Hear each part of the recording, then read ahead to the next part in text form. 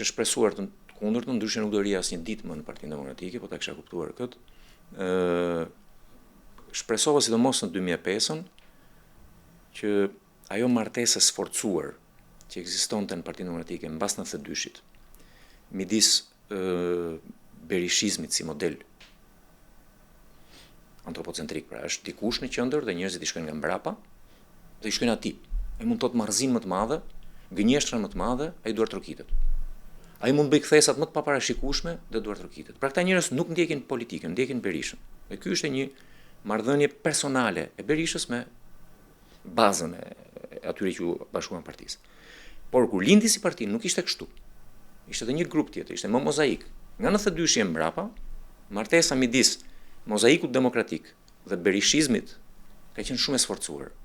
Në 2005-ën pati një kthes, sepse u kthyen ata që ishin ngrindur me Berishën erdhën mbrapsh. Me sa më doli rezultoi më vonë kanë ardhur me negociat edhe ata. Më bëj ministër, nuk të ngacmoj më nëpër këmbë. Më lër të kem edhe unë oborin tim, nuk të vës rekëndsh.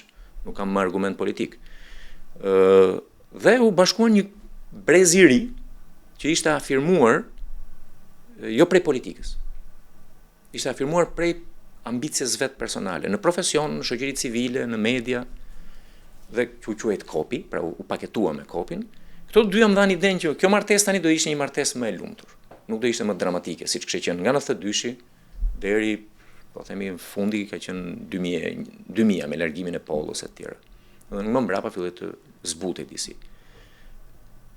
Pati entuziazëm, pati çlirim energjish, pati ide të reja politike në 2005 deri afër. Edhe qeverisje të mirë. Se rezultati sa edhe qeverisja për mua është 4 vjeçari më i mirë për të gjithë mandatet, sa janë 13 sa janë bërë deri tani.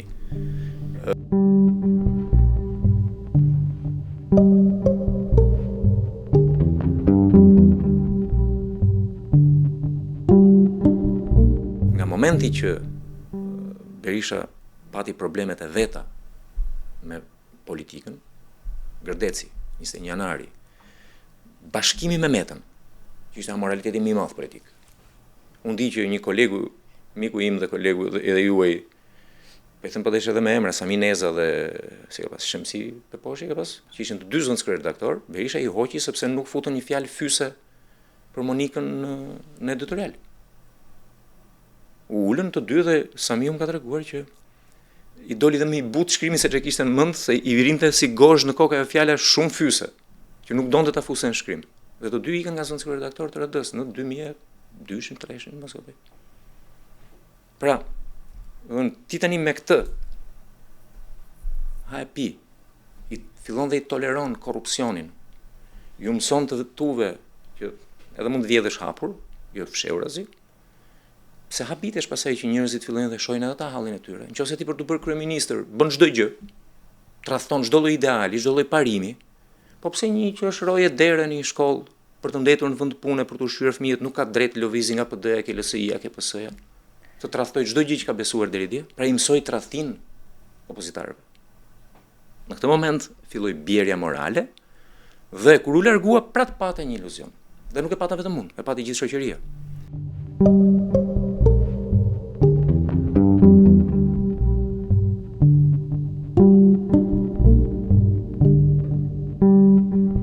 Nëse i kthehemi 13-25 dhe marrim të gjitha zgjedhjet, zgjedhjet e vetme që kanë pas rezultat pozitiv për PD-n, dhe unë t'i jap edhe me shifra, se kam qenë atë sekretari i burimeve njerëzore, kanë qenë zgjedhjet e 2015-s, kur njerëzit vërtet besuan që po krijohet një parti demokratike me një brez të ri, larg modelit të vjetër berishist dhe do ketë hapësirë.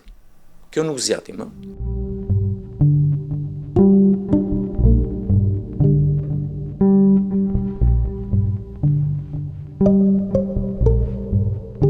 Në 2015 është fare pak e njohur publikisht, në 2015 mbas zgjedhjeve lokale pati një përpjekje nga Rama, po dhe presuar nga ndërkombëtarët për një lloj detante politike midis PD-s dhe PS-s. Sepse ishte fillimi i reformës në drejtësi, do krijojë komisionin, dhe ishte kërkesë të krijojë komisionin e reformës drejtësi, komisionin e reformës zgjedhore dhe ndryshime kushtetuese që do vinin. Kjo kërkonte patjetër konsent politik nga dy palët, dhe nga ky konsent politik dëmtoi Ilir Meta i pari. Dhe nëse kujtoni përplasjet e forta që sot jepen prap nëpër ekrane, kur Ilir Meta si kërkohet dorëheqje dhe Ilir Meta thotë nuk e jap dorëheqjen 2 herë për Shkëlzenin e tjera, këto kanë ndodhur në këtë periudhë, shtator, nëntor 2015. Aty Berisha, si thua, mori edhe një herë drejtimin strategjik të partisë. Drejtimin administrativ ja la Bashës, por rimori drejtimin strategjik të partisë. Çdo bashkëpunim, aleancë, qëndrim përcaktoi nga Berisha. Nëse ju kujtohet, ambasadori amerikan shkonte ke zyra Bashës për reformën drejtësimi, dosje të madhe, pse mbasi mbaronte aty shkonte direkt ke zyra Berishës. Pra, vendimi nuk e merrte Basha.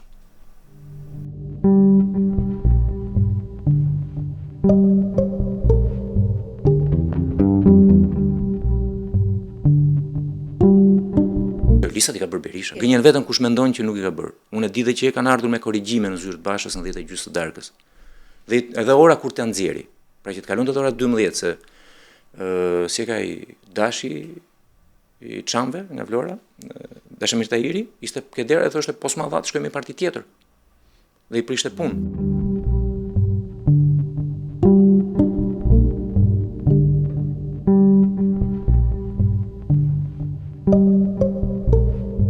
Dalja dhe hyrja në çadër e tjera ka qenë një vendim për ta radikalizuar situatën. Sepse ishte Berishës apo i Bashës? I Berishës. S'ka pas vendim Basha, ti jemi të bindur. Marr veshja 17 majit, e Berishës apo e Bashës? 100%. E ka treguar me shumë sinqeritet me Robazën në bisedë. Kur unë kam folur me të, nuk më ka besuar në fillim që s'ka vendim Basha. Se ai shkryoi një simpati për Bashën për kësaj gjëje. Thoshte bravo, mori vendime vet. Dhe Basha tani që u prish me Berishën e ka pranuar, thotë unë gjithkohon komunikoja me Berishën dhe kur më pyeste Rama me kë po fleti, thosha po flas me Oertin. Dhe Rama e besonte se dhe Rama fliste me Damianin se po diskutonin formalitetet ligjore të ndryshimeve të ligjit, të shtyrëshin zgjedhjet një javë, ca gjëra të tilla. S'ka marrë asnjë vendim. Asnjë.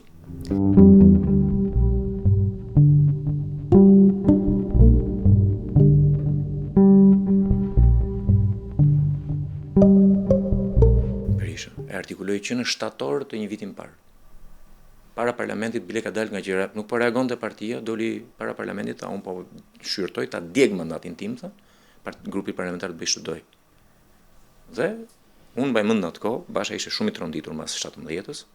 Kemi qenë një grup, për t'i thënë Hakën, domethënë ka qenë në grup ka qenë Ristani, Eno Bozdo, Ivi Kaso, Belind Kliçi dhe unë, që kemi organizuar në atë kohë një tur të Bashës edhe një herë në parti, kishte humbur komplet besimin në parti.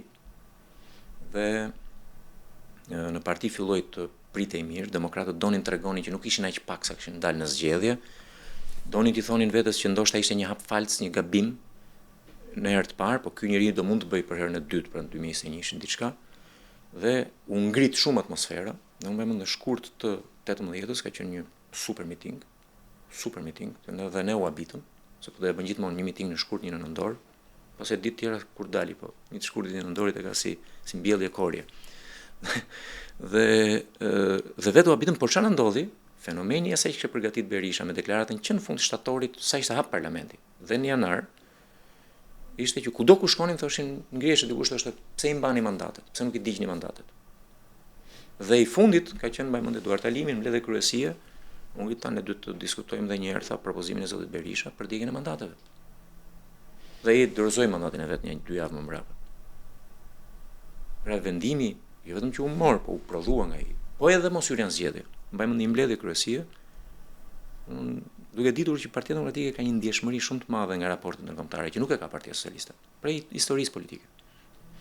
Parti që ka traditën që ka bërë luftë me Krushovin, me Titon, me Mao Tse-dunin, me Chou En-lain, me kë ka mundur, me amerikanët po, nuk e ka pas kompleksin e të huajve.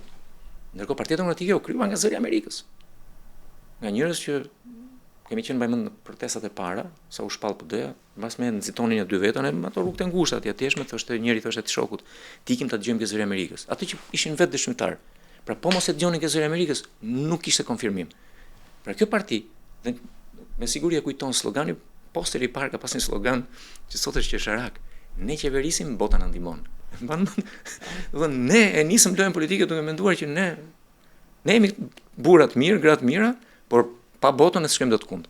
E zgjata pak për të thënë sa e kompleksuar është PD-ja në raport me ndërkombëtarët. Dhe në kulmin e një mbledhje kryesie dhe grupi parlamentar bashk, marr fjalën dhe i kërkoi Bashës si kryetar dy gjëra, njëra që kishte të bënte me komunikimin, sepse të njëjtët njerëz që flisin për mitingje flisin për ekrane, dhe i thash, ata që vinë në miting nuk kanë nevojë për folës, nxili këtë duash. Ata që nuk vinë në miting dhe të ndjekën nga ekrani duan dikë tjetër që flet se ka regjistra të ndryshëm. Diçka tjetër për marrëdhënien dhe erdha ke pika marrëdhënie me jashtë, tash komunikimin me të huajt është një gjë shumë e kufizuar në grup të mbyllur, gjëra që nuk thuhen etj. Por demokratët kanë nevojë të thuash diçka që çfarë presim ne nga ndërkombëtarët. Duke pasur parasysh të ndjeshmëri të madhe. Basha ka dy të parat tunte kokën, ke treta uli kokën dhe filloi të bënte sikur shunte mesazh. Gjesti që s'më intereson të përgjigjem për çfarë po pyet. Mbas ti foli dikush dhe mbas atij dikush i mori fjalën Berisha. Ka folur rreth 12-13 minuta, tha dy fjali kam thënë. 1. Derë në derë do dalim që të nxjerrim njerëzit në rrugë sikur jemi fushatë. Dhe e dyta marrëdhëniet me tuaj. Dhe gjatë gjithë kohës përgjigjet më shifte mua. Pra përgjigjen unë nuk e mora nga dhe tha fjalën ne e dinim që kur e nisëm këtë punë që ndërkombëtarët nuk do na mbështesnin. Ndërkohë që Basha na kishte gënjur në çdo mbledhje kryesie që tani do flasi filani, nesër do flasi departamenti i shtetit, pas nesër komisioni parlamenti evropian, të gjitha këto. Dhe ky thotë, ne dinim që kur e nisëm të punë që ndërkombëtarët nuk do na mbështesnin.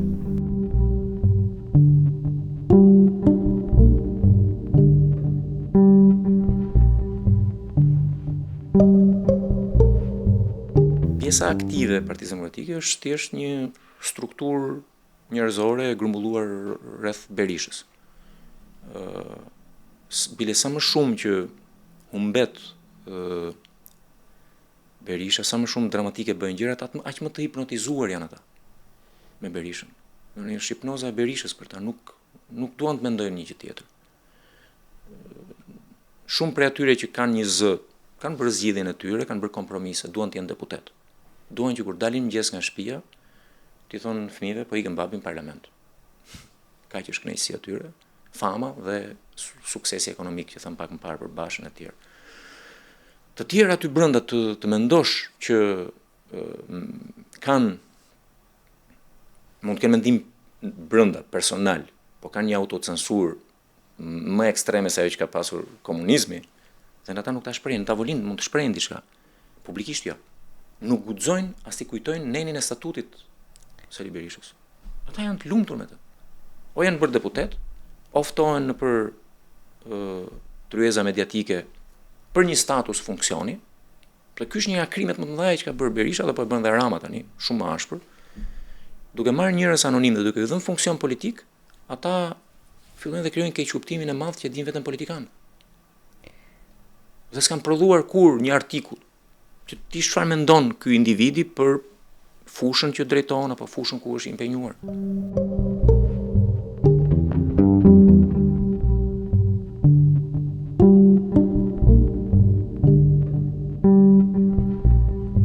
Ai arriti fitoren.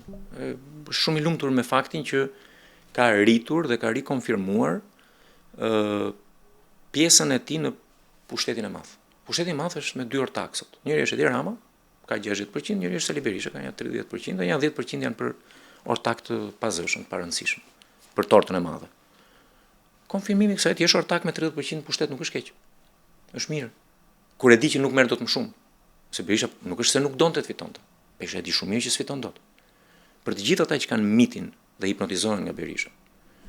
Madje edhe e pranojnë ata që e pranojnë paqen si thua të detyruar të hipnotizohen. Partia Demokratike me Sali Berishën në krye nuk ka fituar që nga 26 koriku i 92-shit. Kemi fituar 1.8% më shumë se Partia Socialiste. Nga ai moment e mbrapa.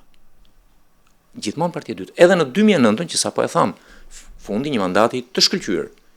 Partia Socialiste me Edi Ramën kryetar ka marrë 1% më shumë se Partia Demokratike me Sali Berishën kryetar dhe kryeministër të suksesshëm të tyre. Pra Berisha është i ditur politikisht, nuk është i paditur. E kupton që shqiptarët kanë një ndarje me modelin e tij politik, që ka filluar, është kristalizuar me referendumin. Nëse ke kuriozitet, gjej rezultatet e referendumit, unë kam mund t'i ndaj dhe shikoj rezultatet e sotme. S'ka shumë që është i njëjti rezultat. Lëviz me plus minus 5%. Çfarë ka ndodhur në 6 nëntor 94-s? Aty populli me Berishën ka krijuar këtë raport dhe nuk e ka ndryshuar.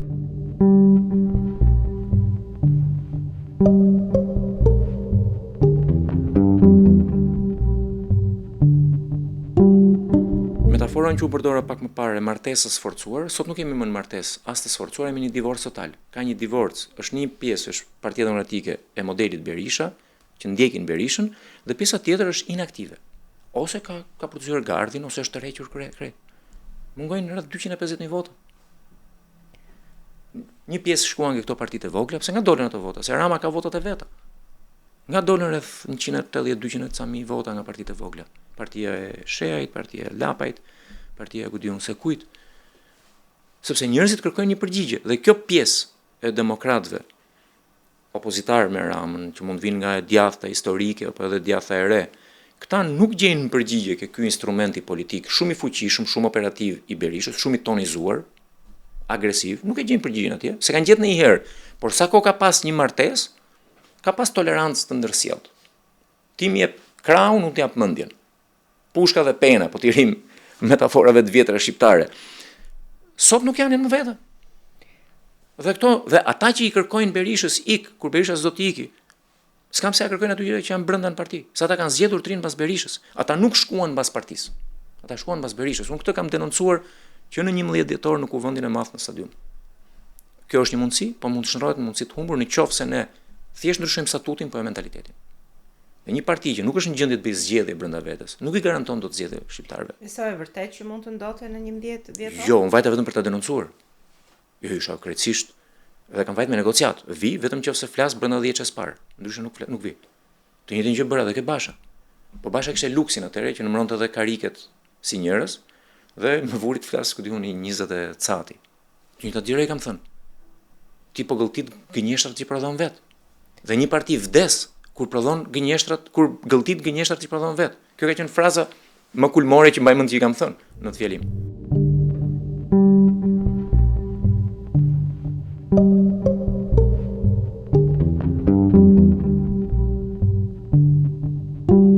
Vajta dhe në 30 prill të 22-shit tek Berisha përsëri. Dhe i thash, po ta them mesazhin për herë dytë dhe të fundit. Mos u kthen kryet kësaj partie, i vret të ardhmë kësaj partie. U kthye, nga një moment s'kisha, jo unë, po unë nuk e thosha për vete, thosha për ata që ishin në sallë. Po ata kishin zgjedhur jo arsyen, kishin zgjedhur hipnozën. Dhe ata janë në hipnozë kolektive. Nuk guxon të vesh në diskutim asgjë që ka thënë dhe ka bërë Berisha. Atëherë ata zgjedhur Berishën jo arsyen. I kanë thënë trurit iksikter. Ik mbushur. Beson se kjo është një rrugë deri në fund e Partisë Demokratike? Besoj se po. Më kujtohet diskutimet e zjarrta me kolegët e mi, se unë atko pak para se të fillonte Berisha punditësh, që filloi Berisha turin, unë krijova iniciativën, propozova bashkë me kolegët e mi, iniciativa demokratike, ide. Edhe logo ishte zgjedhur me kuptim simbolik. Na duhen ide të reja, na duhet një propozim i re. Na duhet të arsyetojmë dhe të justifikojmë pse ekzistojmë politikisht. Dhe ekzistojmë vetëm fal një ideje, aksioni, strategjie, diçka. Qofse ne thjesht përsërisim çka kanë bërë tjerët, jemi simetri pushteti, simetri forcash, kundërshtar po jo opozitar. Ky ishte fabula dhe kur natyrisht Berisha krijoi vorbull brenda 2-3 ditësh, që ne nuk mund ta krijonim, kishim as mjetet as autoritetin për këtë gjë. Dhe magnetizmi i Berishës filloi të thithte një nga një kolegët e ides. Dhe mbaj mend që të gjithë thoshin që Berisha do largoj Bashën, por nuk do bëhet kryetar. Ori thosha, jeni në vetë.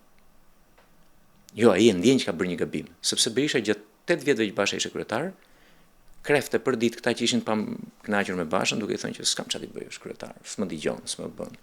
Dhe të gjithë kishin iden që Basha i mori vendimet, Basha i la jashtë parlamentit, në ti pyesish dhe sot jemi bindur, qoftë Josefina, qoftë Patozi, qoftë Benimami, këta të gjithë thonë që Basha na hoqi nga lista.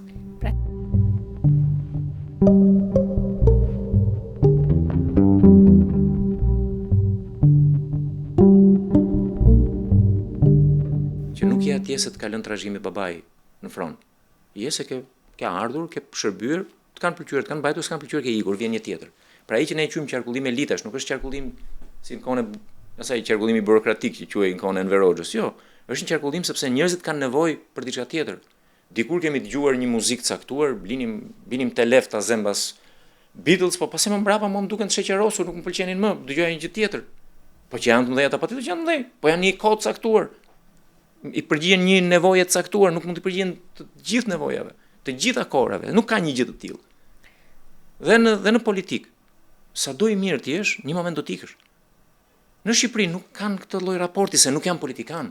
Këta kanë menaxhuar atë pushtetin e komunizmit, që unë thash pak më parë, të transformuar në formatin e demokracisë. Prandaj quaj demokracia e negociuar. Se ata nuk kanë ndërmend as Rama as Berisha të bëjnë asgjë demokratike. Që të dy e din veten me mision. Berisha bile dhe e thot, Rama i shmanget kësaj. Po e ndjen veten, po ta shohësh si xheset e Ramës, është sigurisht Mesia, breth Ai ka tek. thënë, unë do hyj në histori dhe qëllimi im kryesor që në politik është që të hyj në histori dhe do hyj në histori dhe do jem aty. Po në histori kanë hyrë mëse ka ai këtë. Në histori kanë hyrë. Nevojës për të qenë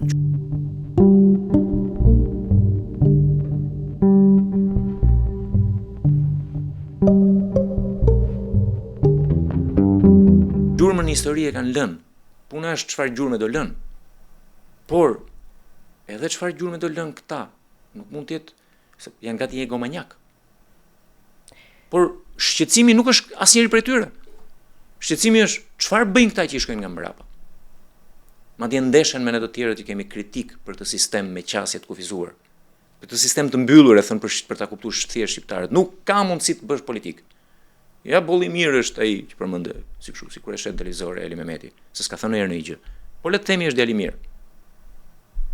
Vendos Berisha ta fusi ose ta heqi. E njëjta gjë ke PS-ja. S'kam një raport me të majtën, po marr kod Ditmir Bushatin. Është i vetmi në atë parti që unë dëgjoja mendim doktrinar, krejtësisht politik. Për fat dhe nga shërbimet e tij nuk ka pas hapësirë abuzimesh, Ministria e Jashtme, nuk të edhe të duash, nuk të lë të korruptohesh. Pra ishte një figurë shumë e pasur. Ku është? Shumë me kapacitet, shumë me vlerë. Unë kam pas në debat shpeshherë për Ballka që nga debatuesit e vështirë, sepse gjithmonë kishte një arsye thik të mpret. Jo, s'është ai, janë ca vajza që unë jam i bindur tani të ulemi nuk e bëjmë dot qeverinë. Unë nuk i mbaj mend emrat. Të betohem nuk i mbaj mend emrat. Dhe këta njerëz do ikin, do dinë vetëm familjarët që kanë qenë ministra, po ka dhe ke po doja një histori.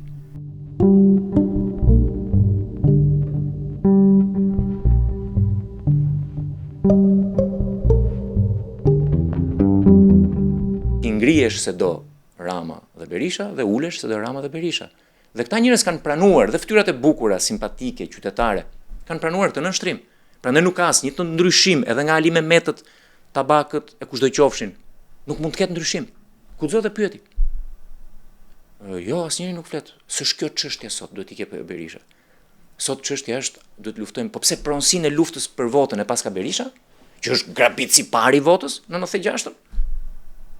Pse s'ka mund të drejtën të luftoj për votën për paska ai? Pse partitë e vogla që ato u votuan dhe mund të jenë grabitur nga të dyja apo të jetë nevoja? Pse s'pas kanë ato pronësinë e betejës për votën? Po këtë o e bëka Berisha, o vdesim. Të heqesh arsyen nga ekuacioni, nuk ka zgjidhje.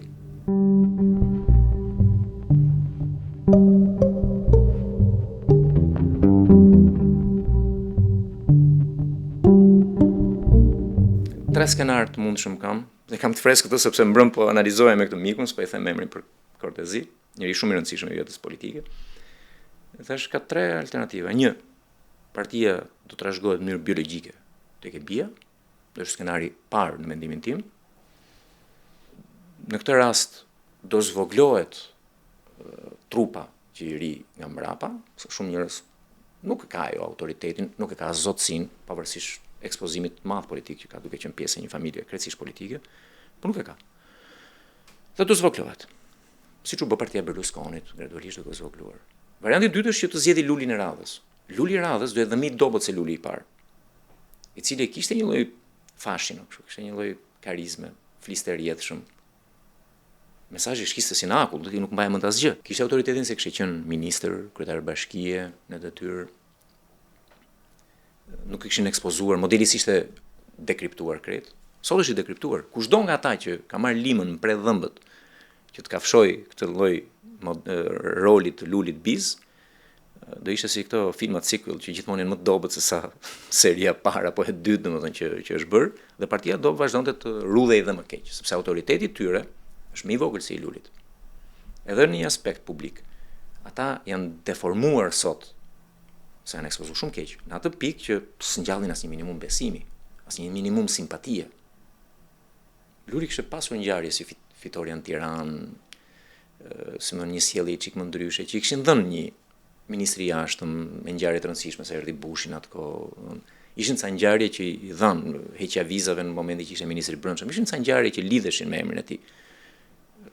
Me kë lidhen ngjarjet nga ata që janë atje? Përveç se ngjarjet e turpshme politike. Skenari i tretë është që me më pak probabilitet, do të jepja më pak se një të mitën e probabilitetit, do ishte që të ndodhte një raport i ri politik, pra një rupturë. Kur Berisha mos jetë më, këta të kuptojnë që kanë një rol që mund ta luajnë. Nëse do tentojnë të vetë shpallën Luli 2 do jetë faliment, vetëm ruptura e ringre një parti. Është merci. Nuk ishte ajo që komandoi Angela Merkel. As i dyti. Është ai që ka qenë në distancë. Vetëm ai mund ta ringrej, sepse janë po të vazhdojmë me arsyet e ekzistencës së Berishës. Berisha nuk e bën të dot më mirë njëri se Berisha. Duhen arsyet e anti-Berishës për ta ringritur partinë, për të kthyer edhe një herë ai mozaiku i 91-shit, ku Berisha ishte një nga. Dhe se po më kujtu diçka tani një parantezë tjetër, nuk bëhet partia si vullneti një individi. Për fat keq ne na kanë mësuar një histori, dy histori shumë të gabuara. Partinë Komuniste e themeloi Enver Hoxha dhe Partinë Demokratike Sali Berisha. As Enver Hoxha, madje ka qenë bishti i kavallit, krahasuar me ata komunistët e hershëm të viteve 20-30, as Sali Berisha, ka qenë një nga. Por duke krijuar historinë e tillë, i mbushet mendja dikujt thotë, nesër do bëj parti. Pra e shpall veten kryetar dhe pastaj gjen partinë. Kjo është fatkeqësia e partive të vogla, më tepër sot. Po aty i duhen brenda.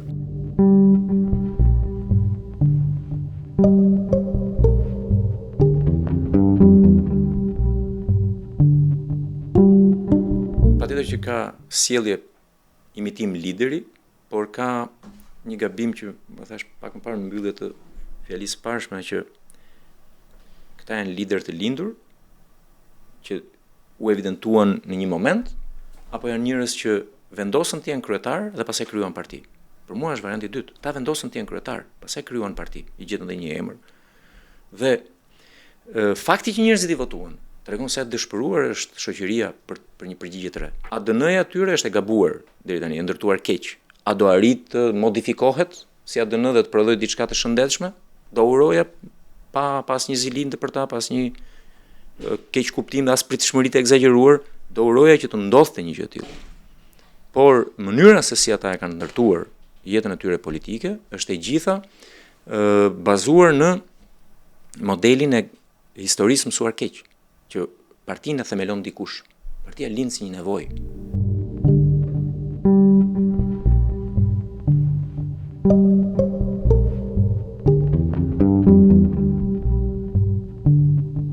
Pata një përpjekje gjatë vitit kaluar, pak a shumë kjo kohë vjet, me një grup njerëzish të mërzitur dhe të pa shpresë ke Berisha, të mërzitur dhe pa shpresë ke Basha. Ne propozova të krijonim një vorbull politike fillimisht. Për tyre kishte gati 10-11 ishin edhe në parlament. Dhe mos krijojmë parti. Të kemi një lëvizje brenda parlamentit. Nëse kjo vorbull ngjit, krijon mbështetje, atëherë o negociohet me formacionet ekzistuese, ose mund të krijohet edhe një parti. Por asnjë forum nuk duhet krijuar. Asnjë njeri nuk duhet identifikohet me këtë gjë. Sepse në momentin që dalun Kadilli dhe them kam krijuar këtë gjë, çdo njeri do ketë dilemën të ri me Berishën apo të shkojë ke Kadilli, të ri me Bashën apo të shkojë ke Kadilli. Natyrisht do zgjidhnin një nga këta dy tjerët përpara se të zgjidhnin mua apo këdo si unë. Nëse bëhet një kryesi, se doni të krijoni një komision nismëtar, me 5 veta, ai duhet i 6 thotë ku është më mirë të jemi 6 ke këta apo i 60 ke Berisha apo i 600 i ke Basha. Po i shtruam njerëzve një strukturë të mbyllur, kjo e vdes çdo oportunitet.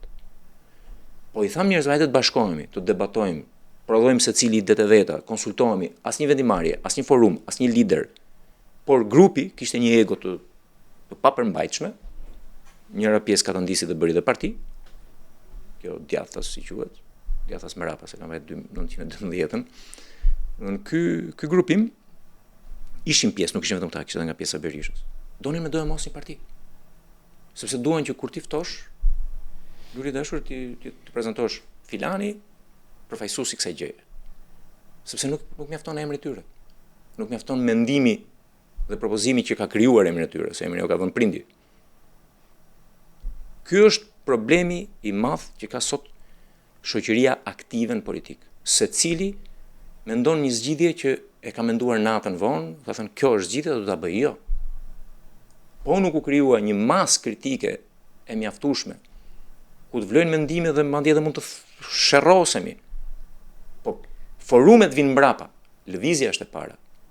Ajo që kalëroi Berisha, Rama, Azemi ndjer, ishte krijuar. Shpjegova pak më parë në vështrimin tim. Ishim shumë më të avancuar në rrugë se sa ata politikisht. Po ata kuptonin që po lviz diçka dhe shkonin mbas asaj. Nuk na thriti njëri na thoshte hajde futunin në PD. Vajtën vetë njerëzit. Këtë e kanë nisur gabim të gjithë, edhe partitë e vogla, dhe këta që kishin nga një instrument dhe sot kanë ngelur të zhgënjyrën mbas besoj, po më tepër të poshtruar nga elektorati. Se të dalish me 300 vota, 700 vota, kur je kryetar partie, është përsërim politik atëherë. Kur më shumë se sa ke folur politikisht, ke kandiduar politikisht, pse je në politik. Unë ndjej keqardhje për disa njerëz që ata krijuan keq kuptimin e madh me që u bën ministra apo të rëndësishëm, krijuan keq kuptimin që janë politikan. Ti nuk e dëgjon një mendim politik. Në të flasin dhe të nxjerrin një fjalim politik apo një tezë politike, thonë unë kam mbajtur këtë qendrim dhe unë mbaj këtë qendrim. Unë mendoj kështu, mund ta kem gabim për ty, po unë mendoj kështu dhe jam i bindur në atë që mendoj. Nuk e u gjen këtë gjë.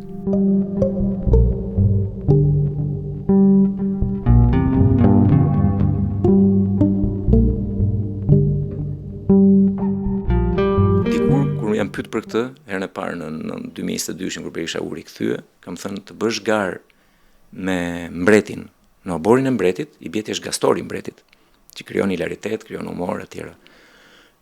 Do hy në çdo lloj gare kur unë shoh që e kërkojnë të tjerë, jo kur e dua unë.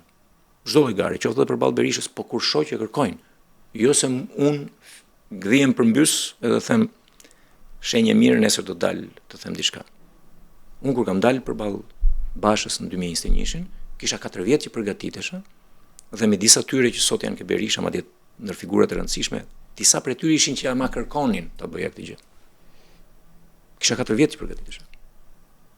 Punë tjetër se njerëzit tjetër gjë dëshirojnë dhe tjetër gjë vendosin. Se politika nuk është dëshirë. Është si votimi. Kur pyesin a të pëlqen X-i, del që i pëlqen shumë, vota s'merr. Më pëlqen se është buri mirë, po se votoj. Besoj se ky ma zgjidh përgjigjen politike që kam, pyetjen politike që kam.